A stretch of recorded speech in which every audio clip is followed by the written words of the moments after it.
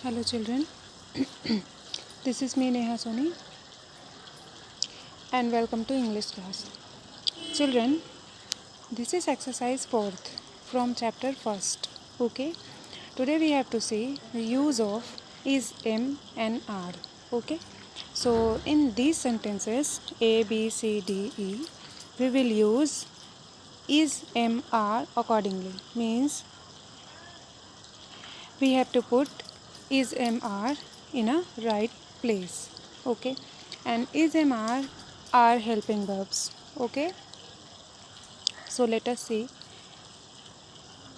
Here is written complete the following sentences using is, am, are. Okay, so first number is means A number. Today test us Monday. So here will be today is Monday. So first I want to tell you some basic things that is, am, are. Okay, about is, am, are.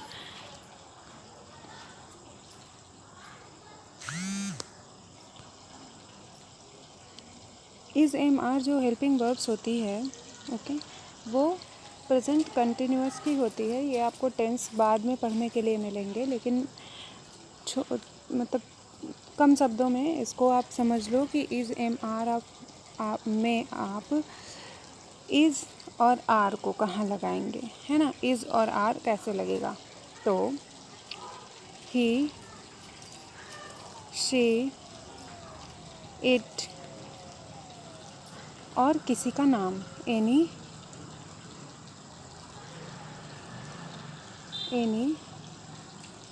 Name, है ना. जहाँ पे ही आएगा, she आएगा, it आएगा या किसी का नाम. एनी नेम मीन्स किसी का भी नाम. वो नाम किसी का भी हो सकता है ना. कोई जैसे जो इंसान होगा, इंसानों के नाम होते हैं, है ना. तो अगर किसी का नाम है तो वहाँ पे क्या लगेगा, इज़. क्या लगेगा, इज़ हेल्पिंग वर्ब लगेगी, है ना. जैसे for example Rahul's bag is red. अब राहुल के बारे में बात की जा रही है, इसलिए यहाँ पे इज़ लगा, है ना. राहुल एक लड़का है और ये लड़के का नाम है राहुल, है ना, इसलिए यहाँ पे इज़ लगा. इसी तरह से जहाँ पे किसी का नाम आता है वहाँ इज़ लगता है. ही, शी, इट के साथ भी इज़ लगता है. ओके, अब देखो आर कहाँ पे लगता है. आर तो आई को छोड़ दो, है ना. ओके, आई को छोड़ दो. आई जहाँ सबसे पहले एम समझ लो. आई जहाँ होगा वहाँ एम जाएगा. ओके, तो चलिए आर समझते हैं. आर वहाँ लगता है जहाँ पे वी, यू, दे.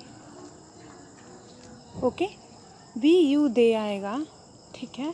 वहाँ पे आर लगेगा. कौन सी हेल्पिंग वर्ब लगेगी, are. Okay,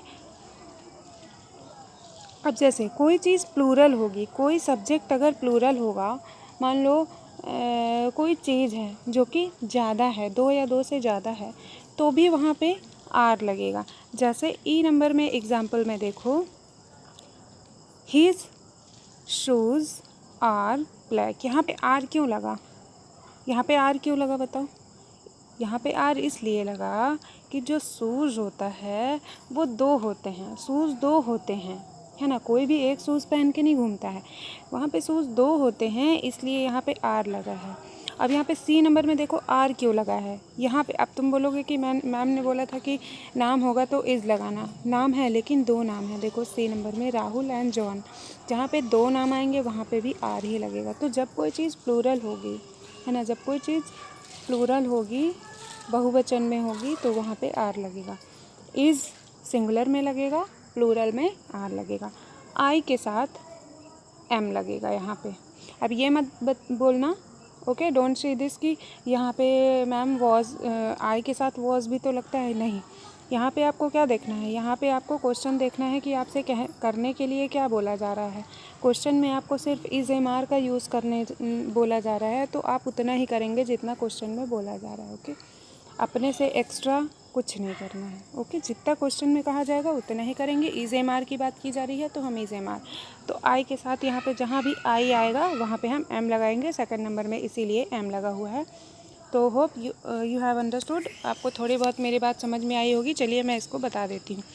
A number, today is Monday, यहाँ पे इज़ होगा फर्स्ट नंबर में। ओके, सेकंड नंबर में आई एम, आई के साथ मैंने आपको बताया है एम लगाना है। I am ready to go to school. C number, Rahul and John are also ready. Rahul and John है तो इसके बाद आर लगेगा क्योंकि यहाँ पे दो इंसान हैं, है ना। D number, Rahul's bag is red, है ना। राहुल का बैग रेड है। राहुल एक इंसान है, अकेला इंसान है, इसलिए यहाँ पे इज़ लगा है। Okay, now E number, his shoes are black. उसके शूज़, यहाँ पे उसके शूज़ की बात की जा रही है ना। यहाँ पे सब्जेक्ट क्या है, शूज़। हम हमेशा सब्जेक्ट के अकॉर्डिंग वर्ब को चूज़ करते हैं, है ना कि प्रोनाउन के अकॉर्डिंग। तो हिज यहाँ पे प्रोनाउन है तो यहाँ पे हम शूज़ के अकॉर्डिंग आर लगाएंगे। ओके, आप लोग इसे you have to write this on copy and complete your copies. Okay, this chapter will be finished today. Okay, let us go to exercise 5th. Okay, this is conversation. Okay, read in pairs. So okay, you have to do this conversation, you have to read it.